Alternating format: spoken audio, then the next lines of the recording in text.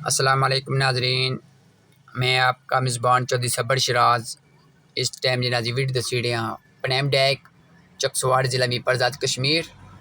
नाजरीन इधर डैम से इस टाइम नज़र आ रहा ये मंगला डैम ना पानी से नज़र आ रहा इस टाइम।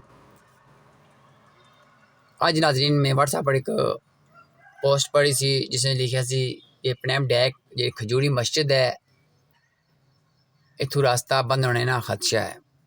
लेकिन नाजरीन मैं आज स्पेशल रक्षा के निकल गया तकड़े मने में कुथू लीक हो रहा क्या सिस्टम हो रहा लेकिन मिगी नजर नहीं आई रहा नाजरीन।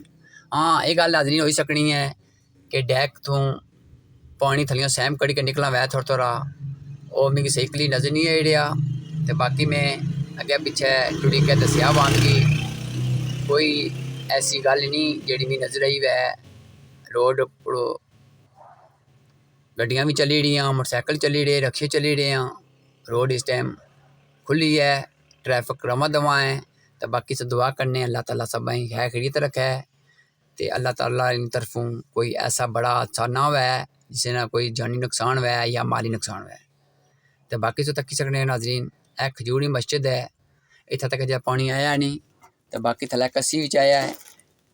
एक गल ये हो सकनी नाजरीन कि डैक सैम ना करना वै थोड़ा थोड़ा पानी थलियाँ निकलना वै और ना गारंटी दी सकना। बाकी कोई ऐसी तरेड़ या कोई और चीज़ भी नज़र नहीं आई। तो बाकी तो वीडियो तक हो जज़ाकल्ला जो साढ़े ओवरसीज़ भैन भाई रहने अरनोल्ड साइड अग्गै रहने उधर तो उन्होंने में स्पैशल वीडियो बनाई है कि वो परेशान ना हुए। तो बाकी अल्लाह ताला सब खैर खैरियत रखे। आमीन सुम्मा आमीन जज़ाकल्ला।